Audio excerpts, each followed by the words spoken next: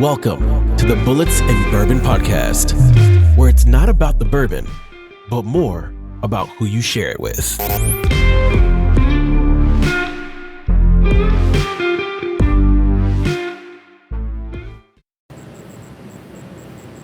Hey everybody, welcome back to Bullits and Bourbon episode 28. It is our midweek whiskey episode. Yeah, we're not going to go too whiskey heavy this week. Yeah, we are.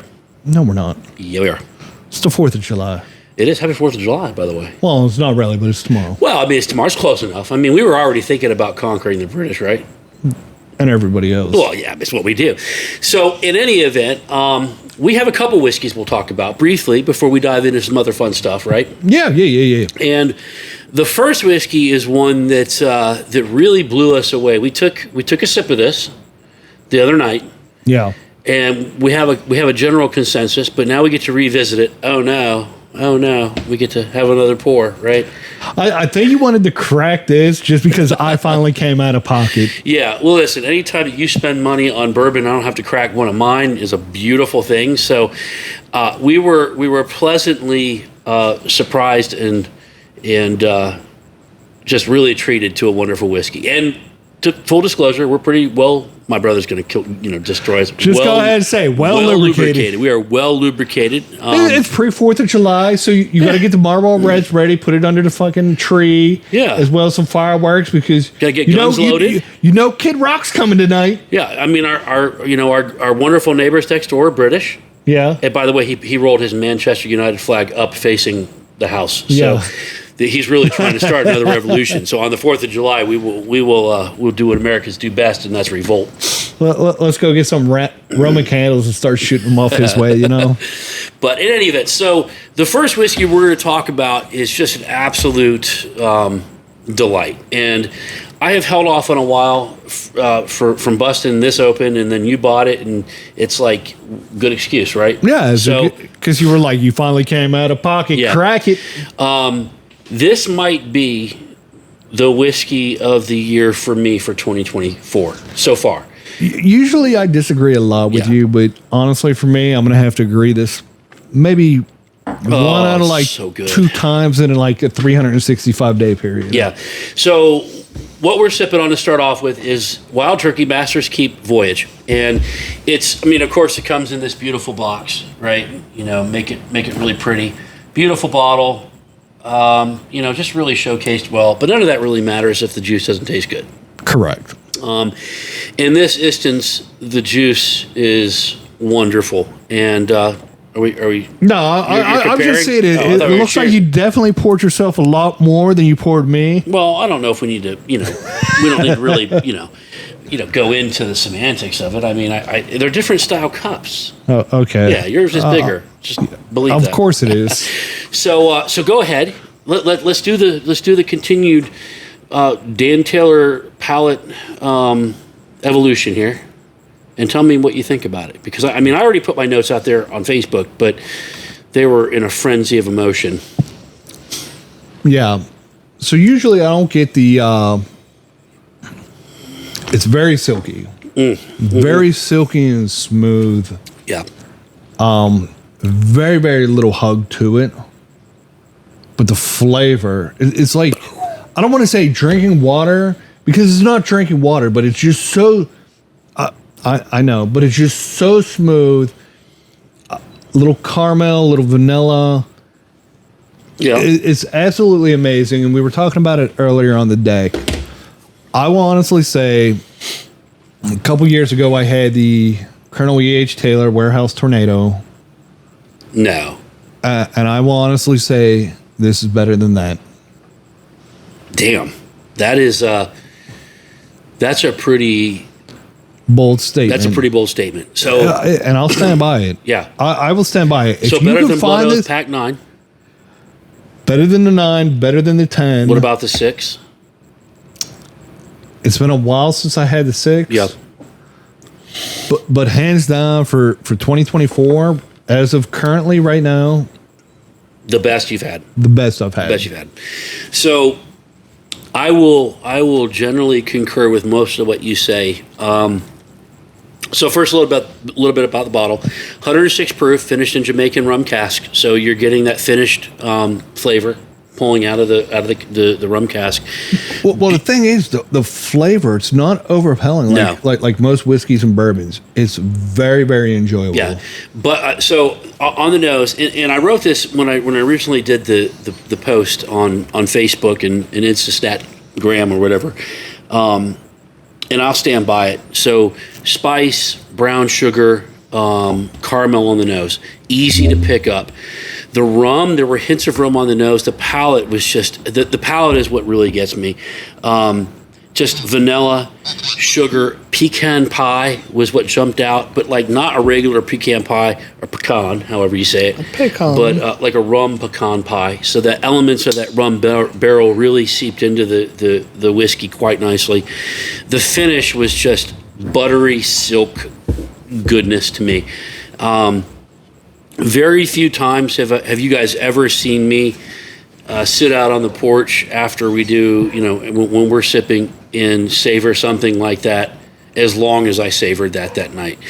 I would rank this has cracked my top 10 easy of the best whiskeys I've ever had, period, in my life. Yeah. Now, a lot of people are going to say, are you kidding me? It wasn't that good.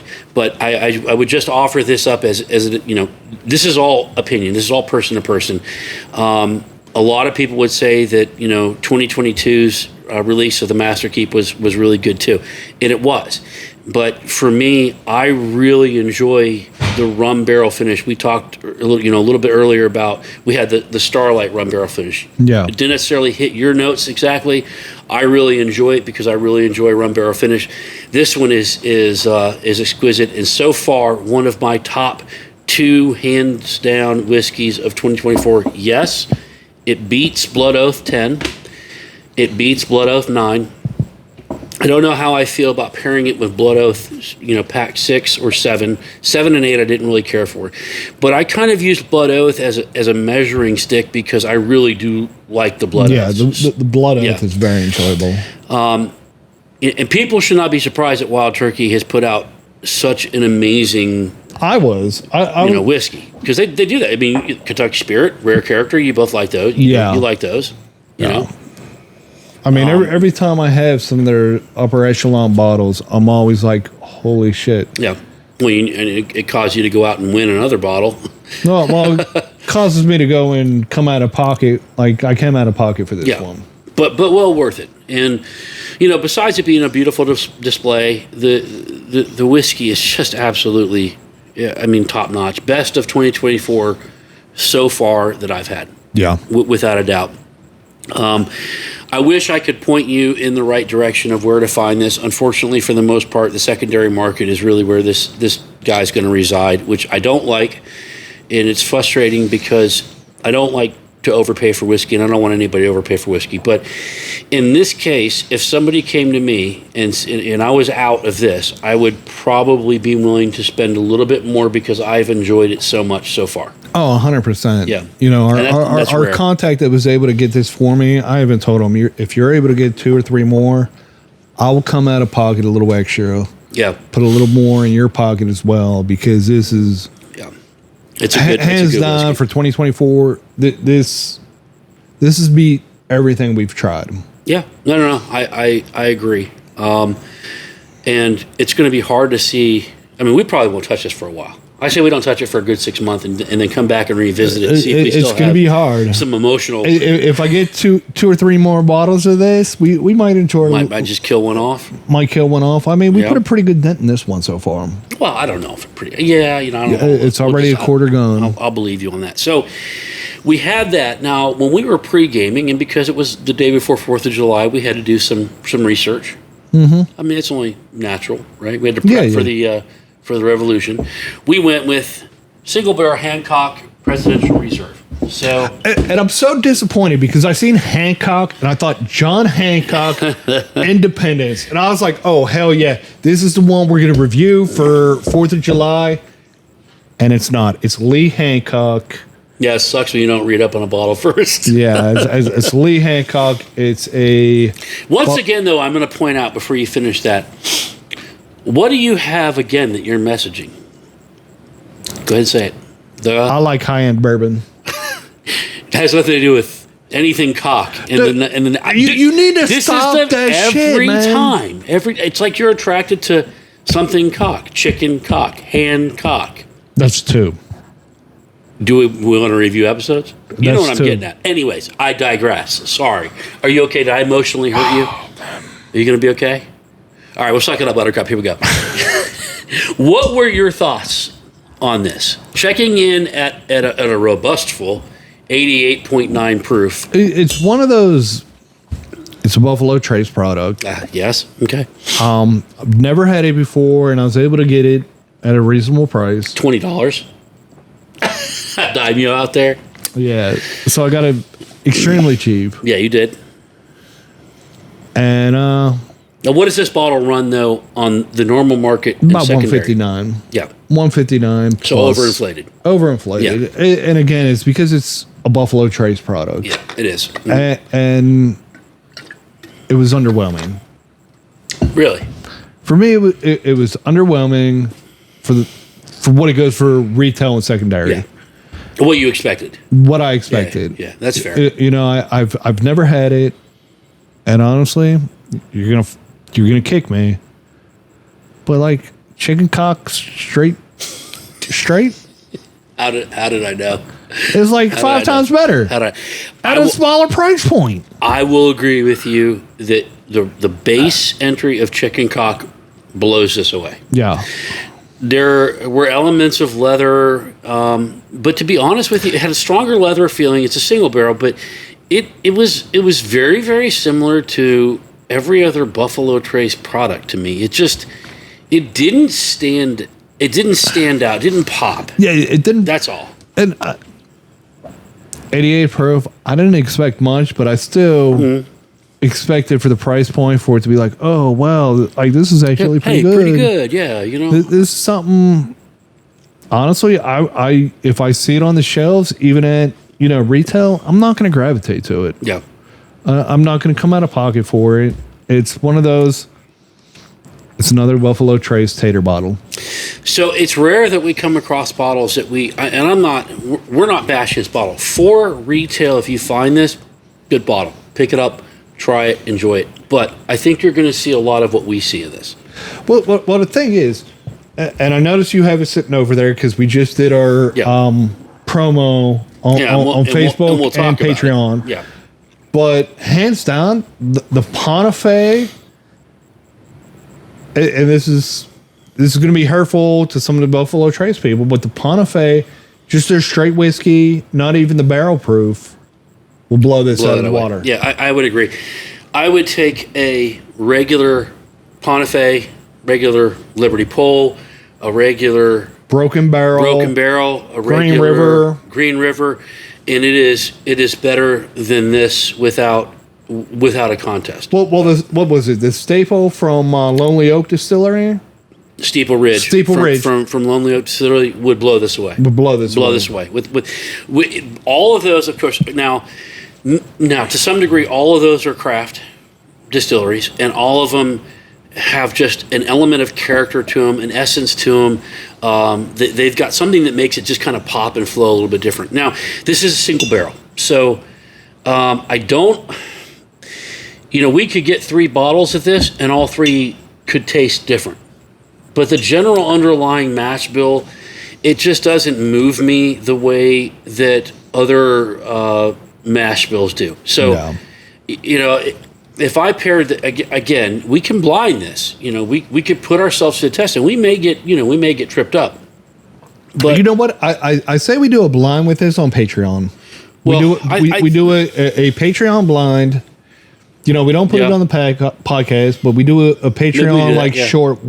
Middle of the week, and just throw it up on Patreon. Yeah. I mean, it'd be interesting to see where some of these land. I mean, I know one of the things that we're going to do very soon is we're going to do the Colonel Cook-Off, right? Or the Colonel Challenge. And it's all because of the bottle I got last night, right? Which Taylor is the best? The small batch, the barrel proof, this Taylor, the single barrel. This Taylor. Oh, Jesus, here we go. See, yeah, we're going to pump them up.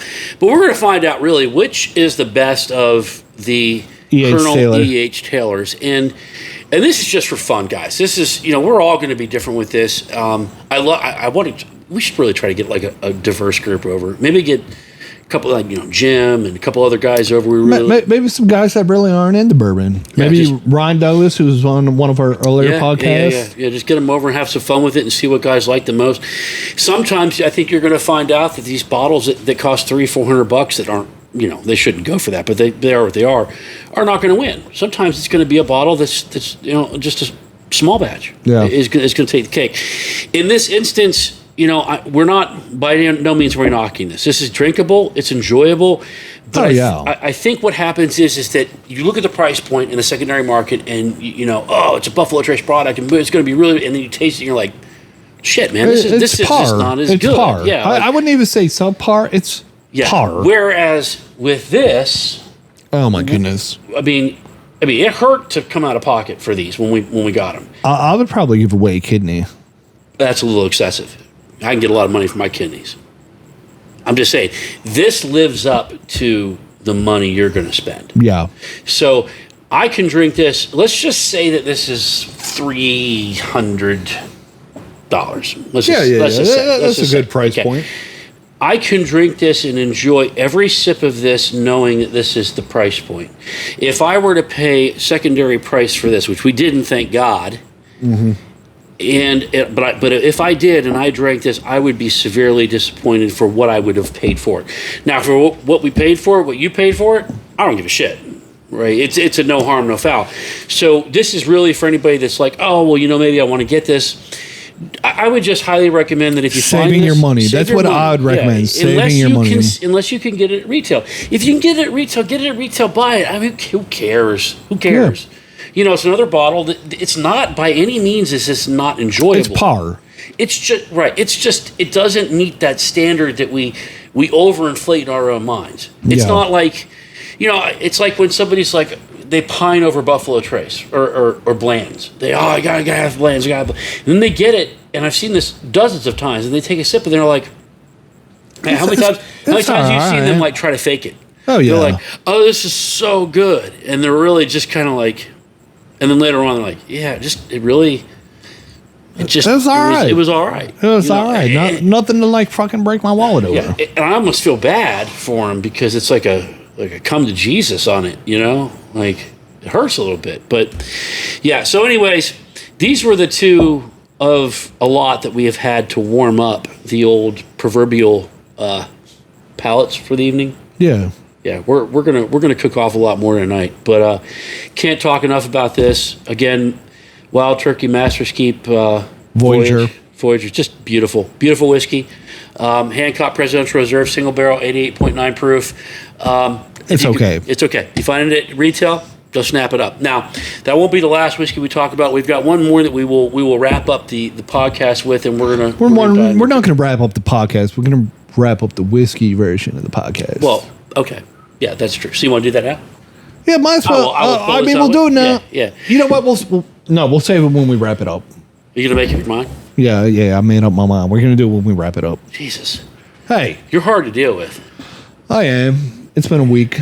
It's been a week. It's only Wednesday. It's been a week. It's only Wednesday. So, but hey, Wednesday's been good to us because we got to watch Axel Foley, Beverly Hills Cop. Beverly Hills Cop, the latest, the latest in the whole genre. This is technically number 4. Yeah, it's 4. It's Axel F. Yep. Yeah. And it came out today. Of course, if you guys are junkies like we are, it came out on Netflix, and we were downloading that sumbitch right away to watch it. Yeah, we kind of both took the day off to kind of watch it. And so we can give you a little bit of a review to let you know our thoughts on it without giving away any spoilers. Yeah. Hopefully we don't give away any spoilers. If we do, sorry. So you go first. Or do you want me to go first? I'll go first. You go first. So leading up to this, I actually watched 1, 2, and 3. Oh, you went back through them all, huh? Yeah, you kind of had to because it's been since I want to say 94 since Beverly Hills Cop 3 was released. They said 40 years since the first. No, it's not 40 years. Was it 40, 30? 94. 30. Jesus. Dude. Yeah, 30. I swear to God, dude. I'm old. It says 94. Yes. It was 84. No. Well, the very first one, the very last one, 3 was released in 94. I'm going to tell you something right now. 3 was released in You're 94. going to learn today. Okay. Beverly Look how stupid he's going to look when he looks up. Hills Cop. 3 was released in 94. We're not talking about 3, bro. I just told you 3 was in 4. Stop.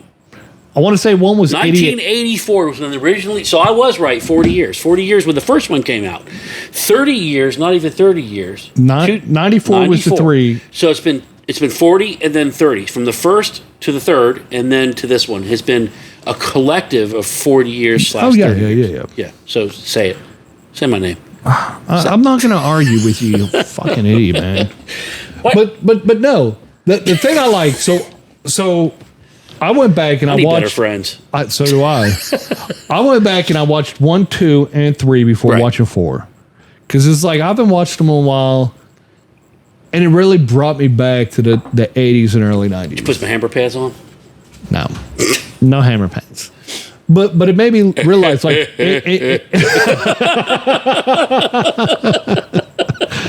but they were like very, very enjoyable movies. Yes, they were. They were fun. They were fun. Yeah. Eddie Murphy. I don't think besides Coming to America 2, I don't think I've ever seen Eddie Murphy in a horrible fucking movie. No, he is always a fun actor to watch. Yes, he's always entertaining. Even with Coming to America 2. Coming to America, it was cringy. The movie was cringy, but Eddie Murphy himself, you could drop Eddie Murphy into like Afghanistan, and that dude would have he'd have the Taliban rolling. He's just a funny guy. Could he bring world peace? He probably could. He probably could. Eddie Murphy, but he has to do the Beverly Hills Cop laugh. But he did. Well, we don't want. No. That's something you can say. He didn't do it. He did not do it in the new one. I know it hurt a which little was bit. so disappointing. But so I watched 1. Okay. The one Wayne's brother was in 1, and I didn't realize it. And 2, Chris Rock. Yep. I forget who the other up and coming comedian was in 3. And I want to say the snowplow driver or there's another guy that's an up and coming comedian. I forget which one it was. Oh, and the most recent one. Okay, yeah. We won't say anymore now. Snowplow. Yeah, the snowplow. How did you get snowplow out of that? The opening scene. Opening scene. Yeah. Yeah. Okay. Now you're thinking. Okay. Yeah. But I think I like the fact that he's bringing these up and comers, brand new to the game, comedians. Now he did throw back a little bit into his older movies during this movie. There was a lot of throwbacks to the older movies, which you really appreciate. That's why I watched all 3 of them beforehand, because usually when they do these newer movies, they like doing those recalls to the older movies. Yeah. And it's been so long since I watched them. I was like, I gotta watch them all. And 1 and 2 and 3 were all absolutely phenomenal movies. And it makes me think back to the 80s, like 1 and 2. And I don't know what it was about the 80s, because I'm not going to go to 3, because 3 was in the 90s. Yeah. So 1 and 2 was in the 80s. Why is the bad guy always German? Bro, I don't know, but let's digress. If you remember in the 80s, Mel Gibson came out Lethal Weapon 1 and 2, and who was the bad guy? The Germans. And South Africans. Die Hard, who was the Germans. Yeah. Because they're just, we lived in Germany. We know the German people. They're our friends. They're like our brothers. But it was during the Cold War. They make great bad guys, because when they say nice stuff like, how pretty are the butterflies, it sounds like, Kalitzva, alarm! And they're just being like, cool. That's was why. That German? Arabic, though. That sounded more Arabic than German. I'm just saying, like, the Germans are the coolest people in the world. But you think... But it's a tough language. It's a tough language, It's a punch-you-in-the-face language. And the accent, even the English accents are rough. But you think, it was the 80s Cold War, they would have went Russian. But, like, German, like, it really, like, I don't know. But, like, the new movie, I liked it because if you watch all 3 prior to... It follows exactly the intro of the movie, the middle, the ending follows all a 3. Pattern. A pattern. It is. It is. It didn't change up any whatsoever, and it's exactly what you expect from a Beverly Hills Cop movie. So when we talked about it after watching it, right? My initial reaction was like, it wasn't bad, it wasn't great, it was what it was. But I'm going to be fair. I'm going to retrograde a little bit on this. It now, and this could be because I've had about 3 or 4 whiskeys, but it is exactly what it was meant to be. It's a comedy action movie, and for our age group, for our generation, it's beloved. Oh yeah, yeah. It would almost be like another Lethal Weapon coming out. No. With Danny Glover and Mel Gibson. I don't know if you like Lethal Weapon Nursing Home Edition or whatever, but you know what I mean? Like it was what it was. It was nostalgic mixed in with action. But it's so bad. Here's the thing. Eddie Murphy hasn't aged a day. Yeah, my man you solid. got Taggart, you got Taggart and Billy. Billy, what did you say? What did you say he looks like? Nick Nolte. He looked like Nick Nolte on a Benger. Like Billy on this one looked like he was Nick Nolte on a full Benger, just partying up with like John Daly. Yeah, he looked rough as shit. He looked he looked like he was hanging out with Nick Nolte. Yeah, my man has seen better days. I think to some degree, at our age now, that it kind of hurts us a little bit. We're like, man, these were our dudes. Yeah, right. Well, the thing I have to laugh about, like all 4 of the Beverly Hills Cop movies, right? Axel Foley, the character Eddie Murphy portrays, his swagger and confidence for the con. Oh, even though he's a cop, his con is perfect. The confidence, because anytime you do a con, you have to have that confidence, no hesitation, no stutter. And it made me think of like some of the YouTube guys that are like really big right now.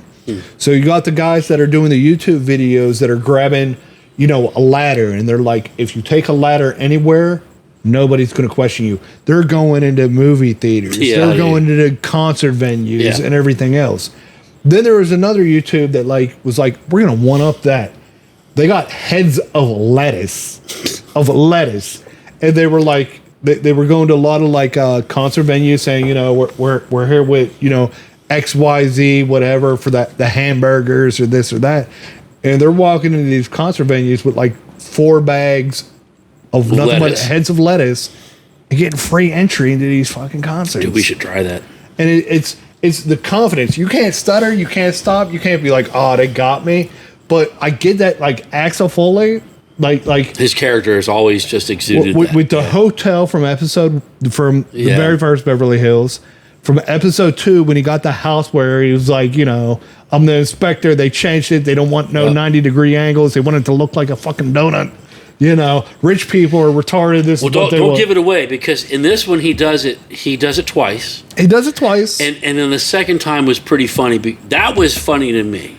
And we don't want to ruin that. Yeah. I don't want to spoil it. But the con on that one, it just kind of made me laugh a little bit, because it was like, that part to me tied it all together. But it was. Are you talking about where his age showed, and he kind of like? I look at the Danny Glover where, I don't got fucking time for this shit. Roughly. Yes. Okay. Don't give it away. Bottom line, rated on a scale of 1 to 10, what do you put it at? I'll put it at a solid 7. 7. You know what? I was going to go with a 7. You have to. The nostalgia behind Beverly Hills Cop. So it's Eddie Murphy. It's Eddie Murphy. He kills Eddie Murphy, 9. Rest of the movie, 6 for me. It is nothing against the movie. It was just 1, 2, and 3 were very linear. And that's our pattern. Is they're all very. I mean, I guess the same could be said for Die Hard, right? Yeah. Well, it's the thing with a lot of movies. Yeah. You got that character that they've been right. Like, at what point do you stop questioning them and just, all right, you've been right so far. Let's just go with your gut instinct. So if this was anywhere near reality, right? Axel Foley would pick up the phone and be like, hey, man, we got a problem. And they'd be like, oh, shit, we're on it, bro. Yeah. 100%. Yeah. Oh, shit, he's dirty? Yeah, we know he's dirty, right? But that doesn't make for a good movie. Here's the thing I liked. They had Kevin Bacon in there. You know the 7 degrees of bacon? I love the 7 degree of bacon, and I love to eat bacon, and by the tales of it, you love bacon. Love bacon, baby. But here's the thing with Kevin Bacon. When I was watching Kevin Bacon in this, you know who I thought of? Ray Liotta. Okay. He's a little bit God older. rest him. God rest Yeah, his, God his rest soul. him. Yep. But Kevin Bacon's a little bit older now. He's Yep. a little refined, and I think he's spot on. Ray Liotta, and I can't pronounce it because Liotta. Yeah, he has kind of picked up that mantle that Ray played so well. Ray Liotta played so well. So I see that with that. Yeah. So listen. Overall, it's on Netflix. You're a subscriber. Let's be honest. Oh, everybody's. Yeah. It's a fun Friday night flick, man. Especially if you're in our age range, anywhere from like 19 to 23, our age, plus 20. So I have a question. What do you think about Gordon's role? So I wish they would have given a little bit more to him. Yeah. To be honest with you.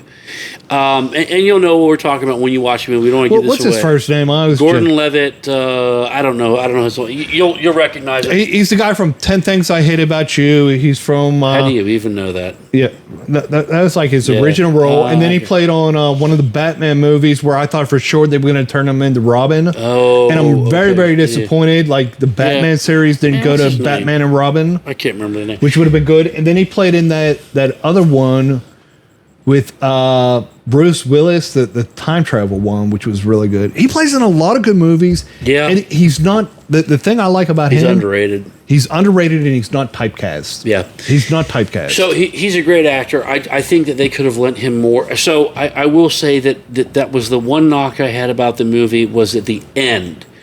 They didn't visit him and the other female lead. Well, but we don't want to give that part away. Even not with the female lead, but with just Taggart and Billy. Yeah. You think you would have thrown him in? But there were so many recalls to the earlier movies that was just like you got to watch the 1, 2, and 3 before you watch 4 to kind of like refresh your mind. Nah, you don't have to. But it would be better. It would be better because I really enjoyed it a lot more than Jason because I watched the other 3 beforehand. Now, so it brings up another movie, Fast. What are they on? Fast 35 now? Fast 10? Family. I don't. Family. The latest one with Jason Momoa in it. I haven't watched that one yet because I'm rewatching them all again. The last one I seen was the Brazil one. Oh, but you're far behind. Yeah. So sometimes this goes on too far. In this instance, it didn't go on too far. It was nice to revisit such a loved character, and I almost when I was watching it and finished, I almost was like, man, I wish Top Gun had more than what they had. Now to me, Top Gun's iconic. Yeah. And when Top Gun Maverick came out, it was beautiful. Really, but I think to myself, I'm like, damn, boy, you know what? They really could have hooked up one in between. Oh, yeah. They could have hooked up one in between. 100%. They could have developed what's her name's character in Maverick, and she's beautiful. She's probably in her 50s. No. She's gorgeous. Probably late 50s. She's absolutely gorgeous. They could have developed that character. I've always loved her as an actor, and it would have been cool. So you got one that's underdeveloped as a franchise, and then you've got Beverly Hills Cop, which is kind of that sweet spot. Yeah. And then you have Fast and Furious, which is like, what are they going to do next? Go to Mars and fight off, have a race car? Go to the moon. Yeah. So it's one of those things, like especially when you do the trilogies and keep on going with the franchise. When do you call it? When do you call it? I really wish they would have done this 10 years ago. Yeah, I agree. And the other movie I need to see is the new Bad Boys. Oh, yeah. I haven't seen the new Bad Boys yet. Yeah. But it's one of those things. Well, it's not out yet. No, it's out. It's out. It's out theaters. It's in theaters. We don't do movie theaters. Yeah. But the other ones, like, and it's so bad because they waited so long. Supposedly, Keanu Reeves, you remember Constantine? Yeah.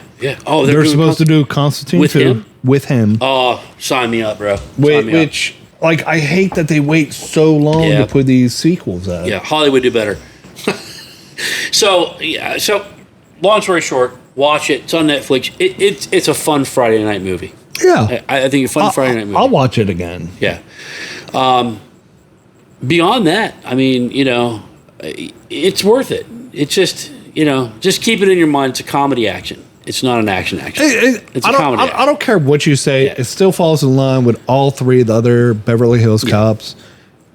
And I was not disappointed. I was. There you go. Have you seen Dune yet? Dune 2? No, I haven't watched Dune 1 or 2. I've got Dune 2 queued up. I need to watch that, but that like requires some time. You got to put time aside for Dune 2. I've been stuck on Shameless, and I'm trying to get you into Shameless. Well, I'm still working on Ted Lasso. I'm not. Yeah, you're far behind. Yeah, I'm a nerd. But so speaking of soccer, Ted Lasso. Yeah. How about our U.S. national men's soccer team?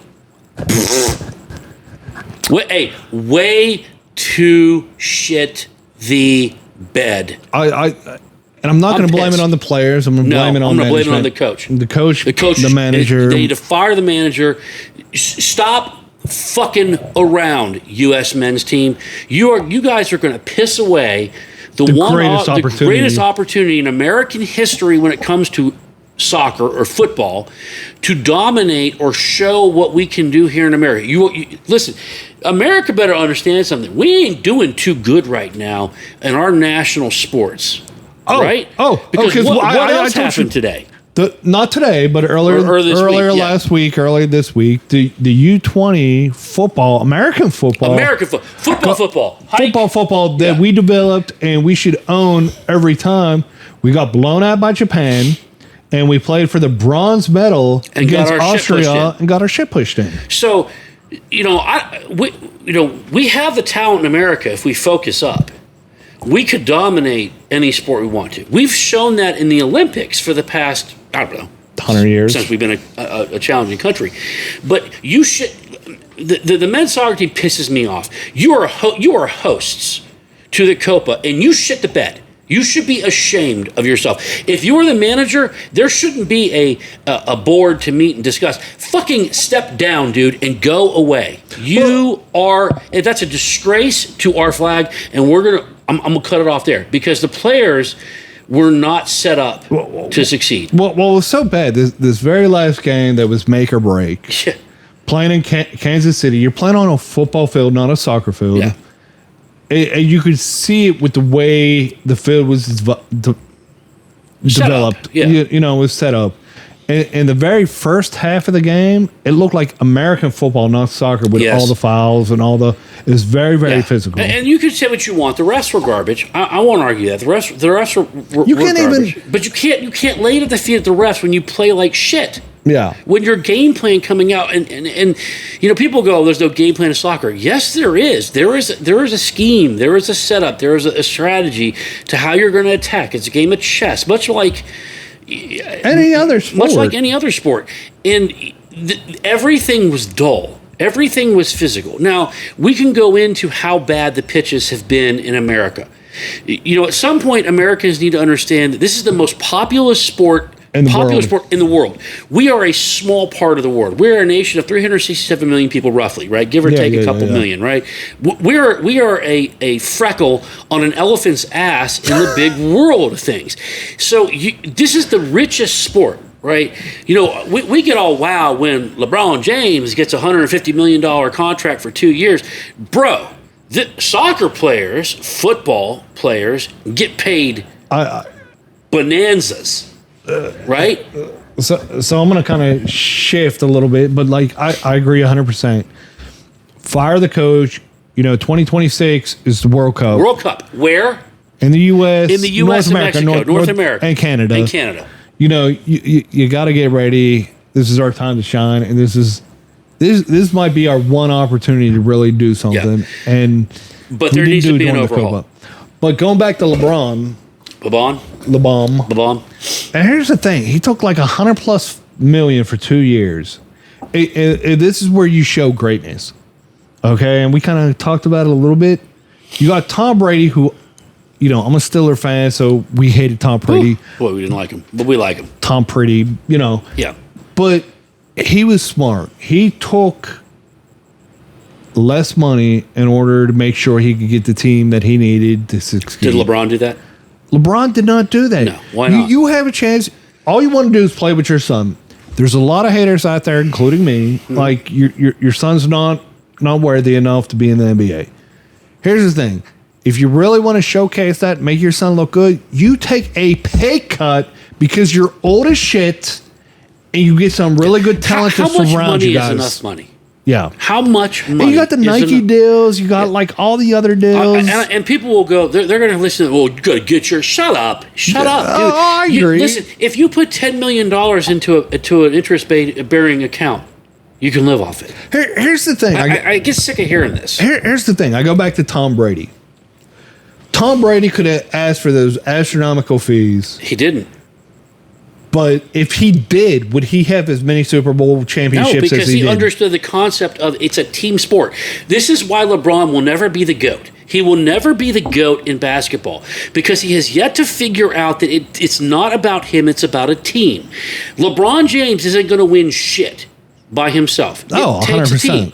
When LeBron had people around him, he won. Yeah, you had Dwayne Wade, you had Chris Bosh in Miami. But see, we're a me society, and he's just a selfish. He's an egotist. Number one, his ego's got out of hand. We've pumped all these athletes up to a place of ridiculousness. 100%. But you hit the nail on the head.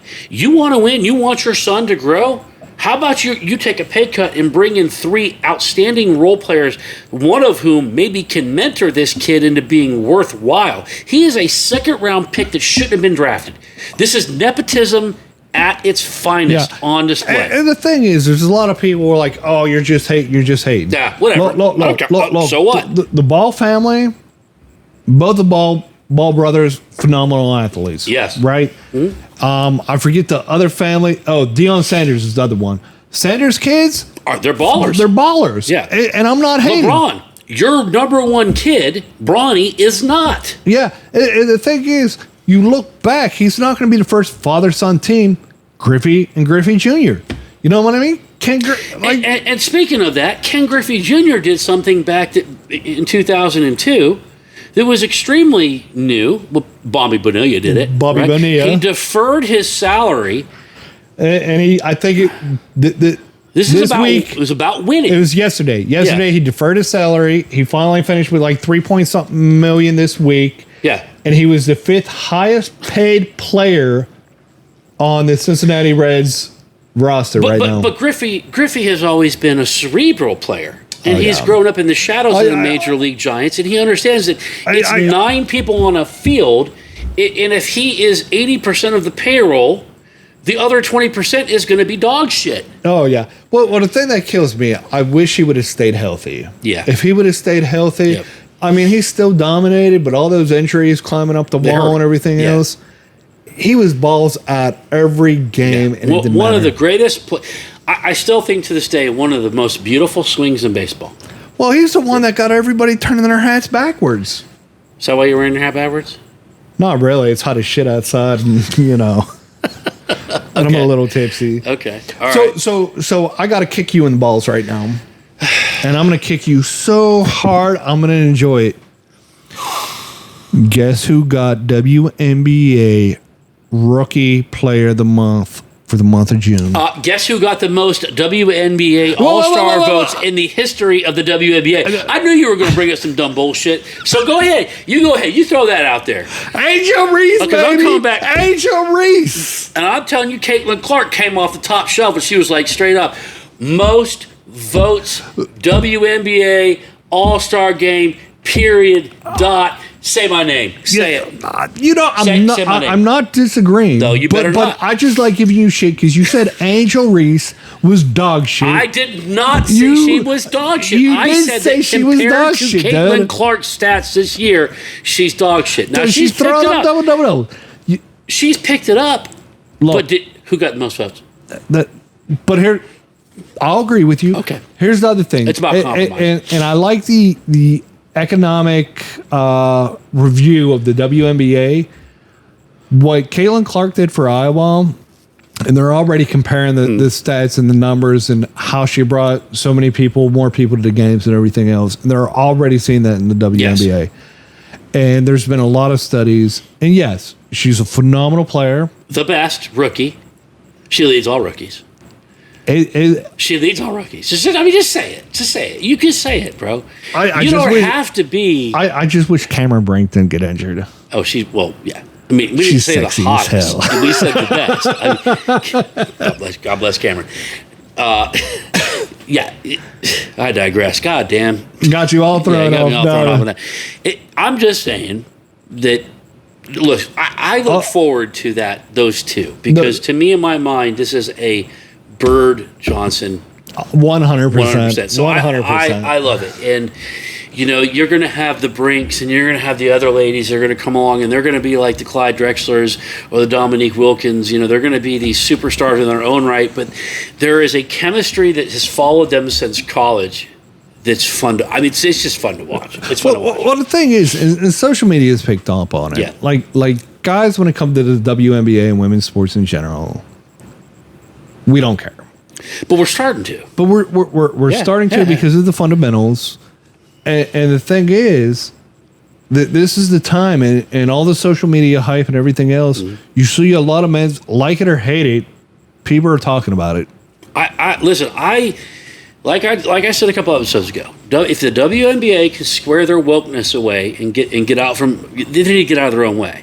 They have something that men will love to watch, and that is a rivalry of characters who are both really excellent players. But I like what Andrew Schultz said on his podcast, and I don't know if I told you or not, but he related it to the Basketball Housewives and all the reality shows with all the drama. That's how they're going to get the women involved. Because how many women really like sports, and that's how they're going to get the women in sports. So do you think they're going to have like a real husband? What do they call us? Real husbands of WNBA. Real husband? Like, are we? No, Cameron, because we would all get along. Hey, Cameron Brink, I'll be the real husbands of the WNBA. All we would do is just sit around and drink beer. We'd get along, though. That's how it works. Like, there's no drama. We'd be like, they try to manufacture drama, and it'd be over like who spilled a bottle of bourbon. Well, the thing is with guys, we'll fight, and then after that, we're best friends. Yeah. I mean. And I think what I really like, too, with the WNBA right now, not only all the statistic analysis with what Caitlin Clark's bringing, Angel Reese, but, like, Caitlin Clark got a lot of respect from her idols recently, where, even who's the one was detained in Russia? Brittany Griner. Showed her love in their last game. Good. Yeah, you know what I mean? Good. I think it grows the sport. Yeah. And it's growing the sport. I think it grows the sport. But I think what's eventually going to happen with the WNBA, because exactly what Andrew Schultz said, is it's going to be like pregame and postgame. Oh, how do you feel about her? Fuck that bitch. It's going to get very, and very then afterwards, personal. it's going to be like, oh, she's such a wonderful lady. I just love her charm. And I like her Instagram account and the way she does. Yeah. And the way he said that, and he's like, that's how they're going to grow the female audience to it. Yeah. And I was like, yeah, I can see that. Listen, I love the purity of the sport in the WNBA. I like the purity of the sport, period, of almost every sport. Well, did you see they actually, the WNBA drove into an investigation with the referees with not calling the fouls and the fouls that are occurring with Caitlin Clark? I didn't see that, but I'm glad. Yeah, there's a full investigation right now, which is pretty good job on the WNBA for going ahead and moving that forward. Clean it up. So, as we wrap this up, upcoming guys, we're rolling right toward Paris, Olympic time, baby. Right? It's going to be fun, man. Team USA. Yeah. We have so what I thought was interesting, my sister-in-law was a gymnast, grew up a gymnast, and I didn't realize that they shrunk the Olympic gymnast team, right? Because there's not as much competitive competition out there. America, we field the creme de la creme, right? Simone Biles is just, she's a magician. It used to always be Russia or China. And it's not now. Now it's actually England and a couple other Brazil, places that have competitive teams. So they shrunk the teams down. So, something to look forward to is watching the female gymnastics team. Really, their level of difficulties that they're going to be doing for the Olympics is going to be just off the charts. There's going to be some stuff that we've probably never seen in athletics happen. 3-on-3 basketball. 3-on-3 basketball. That's going to be cool. We're going to see Brazilian Jiu-Jitsu in the Olympics. Yeah. Boxing. We're going to see some sports we haven't seen. I think it's going to be a cool Olympics. Paris is you and I both been there multiple times. I prefer to lose, but yeah.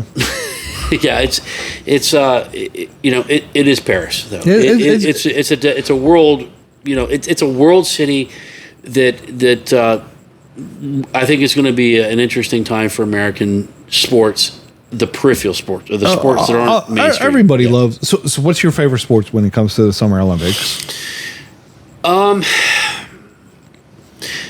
It's changed. I will say that probably now. I used to love the boxing. Yeah. That was always fun for me. I used to love watching track and field. Not that my ass would ever see a track or field, but there was just something amazing about the legacy of American Olympic athletes going back to pre-World War. Have you watched the Jesse Owens movie? Yeah, that's what I was getting at. Okay. Jesse Owens was really an inspiration, and if you're a historian and you understand that era, yeah. Jesse Owens really struck fear into the regime of the Nazis, right? Well, I like the relationship, and I'm probably going to jack up the name. I want to say the last name was Long, the other German Olympian who did the whole Nazi pose on the thing, but he actually condemned the Nazi party. Oh no, Chuck, I don't. I'm not. The whole story between him and that German guy and their relationship during the Olympics and post Olympics was absolutely phenomenal. Yeah, so there's so many subplots with the Olympics that I would love to see. Some of the small countries that are gonna. I always love the small guys. You always root for the underdogs. So like Jamaica during the Copa. Come on, Jamaica! It's the bobsled team. They're Olympics. I'm like, how cool would it be if the Jamaica soccer team won it all? You're like, oh man, we won, man. They put a good effort. I honestly thought the first half of the Jamaica Mexican game, Jamaica was going to win it. Yeah. So. It's going to be fun to watch, but we got a lot of fun stuff, that we get to talk about, and the Olympics are part of that. We still got the Euros going on, we still got the Copa going on. Who do you have now? Euros winning it all? I'm going to stick with the same team, Netherlands. Really? I'm staying with Netherlands. So my two that I had were Germany and Portugal. Okay. And I was split on it. After watching the passion of Portugal. After that, Ronaldo crying after missing penalty? Yeah, but he wasn't crying because he was being a punk. No, he was crying because of his utter disappointment, and then he came back. I think that there's something there now with Portugal. Made his shot during the shootout. I think that there may be a spark there that's going to make Portugal a little bit more dangerous. I just got a feeling. England. I want to pull for England. I love England. Because Harry Kane used to play for Tottenham. Yep, and they're our cousins, right? Yeah. Even though tomorrow we gave him that. Yeah, we gave him that notice. Get off the shores, bro. We love you, but it was time to go. That tea cost too much. You know what I'm saying? Even though now we tax more than anyway. But there's something about the English team with their manager, just like with the American men's national team. I'm not a fan of Southgate. I just wish they'd find somebody else. Yeah. So I don't know. A lot to look forward to, but. Well, the thing is, talking about the Olympics, this month, before you go on vacation, we got to get my mom's cousin on. Because she's going to be a future gymnast. Well, she's already a judge for nationals, regionals, and before Simon Biles was Simon Biles, I was able to go and hang out when they were here in Pittsburgh, and I was never into gymnastics, and it was a pretty cool experience. I met some gold medal Olympians for the gymnastics, but I think she's third or fourth in line to move up into that realm. To move up into that realm. That's cool. And it'd be nice to hear her take on it'd be something interesting to do. So some really cool stuff to look forward to, guys. We got some good stuff lined up. Coming up.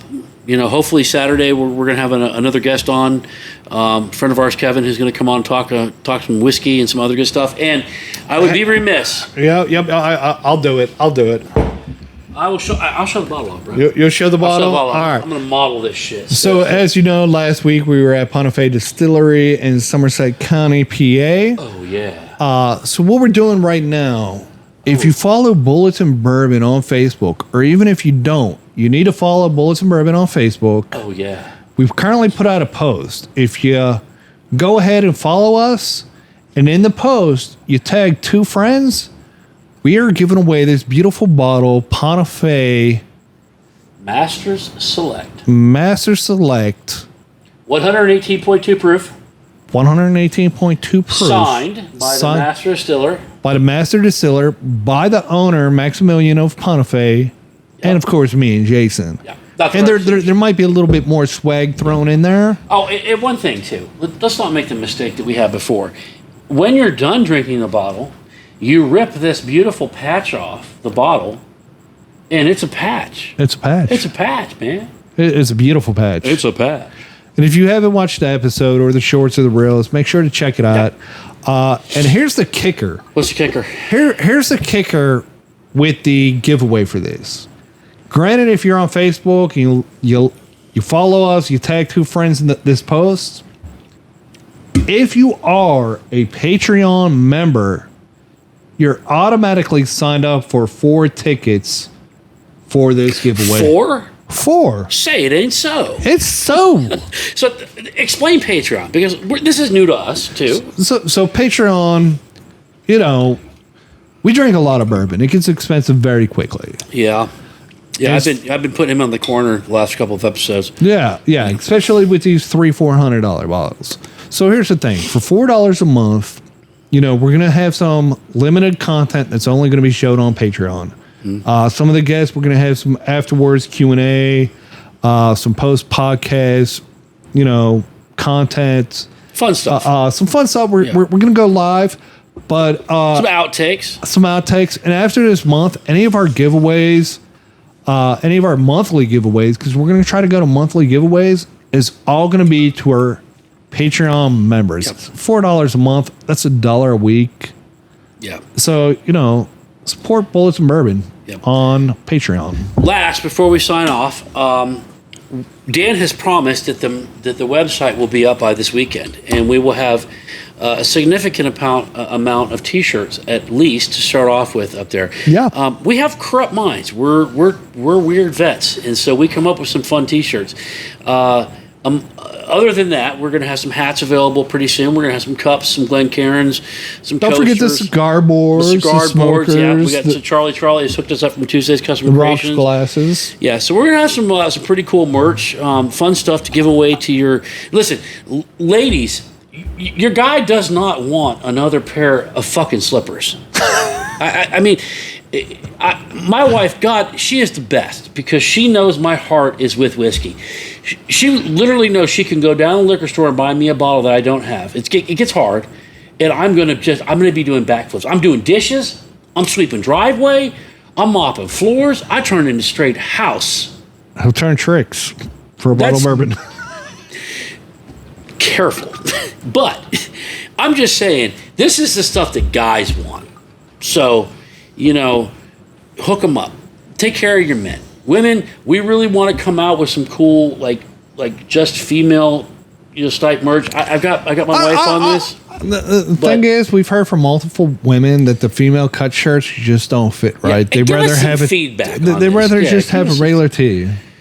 Yeah, but every once in a while, they want something that they.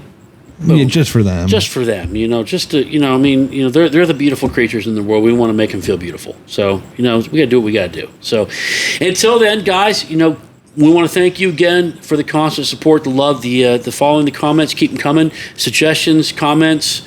Man, we'll take them because we really look forward to them. And as always, until then, stay thirsty, my friends. Cheers.